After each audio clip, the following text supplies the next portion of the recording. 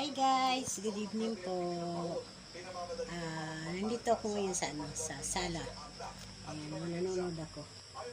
Habang nanonood, kakain po ako kasi ako na lang po yung natira hindi kumakain. Ayan, meron po ako dito kanin.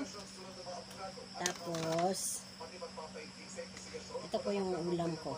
Ayan. Yung rutagtok na sinabawan ko. Masarap yung sabaw nito. Tapos, ito yung tira namin kahapon. Native na manok. Ginataan ng asawa ko. May natira pa. Hindi naman kasi nagulam yung mga anak ko nito ngayon kasi binigyan sila ng tita nila ng hotdog kaninang tanghali. Tapos ngayong gabi binigyan sila ng manok na pinito at saka yung tirang lechon. Yun ang inulam nila. Tapos meron akong